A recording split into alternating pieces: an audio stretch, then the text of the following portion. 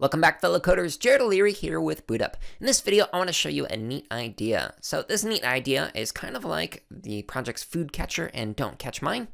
And so I want to show you what those are really quick. They're projects 34 and 35, and you can find a link to them in the description below. All right, so Food Catcher, we have a bowl, and when I move my mouse, it moves the bowl, and you get points if you catch good food, and you lose points if you catch the unhealthy food, like a donut.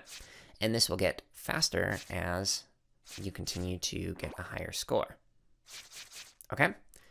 So that's one variation of a catching game.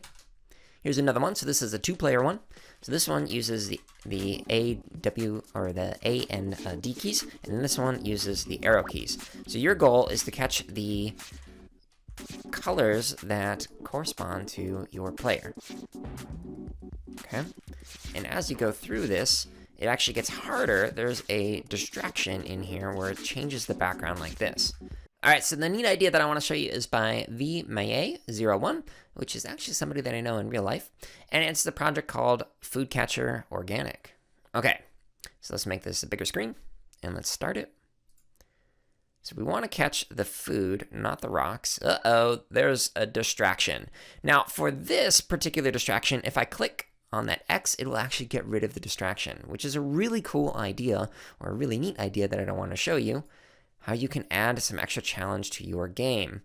Okay, so I'm trying to collect the fruit, and if I collect one of the rocks, then I lose a point, and then this distraction makes it really hard for me to see what I'm supposed to do, and it just keeps appearing, and more fruit keeps appearing on the screen as well.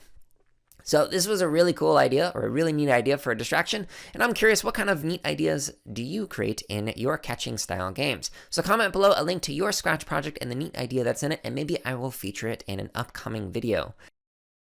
Thank you so much for watching this video. Let us know something that you learned or created in the comments below.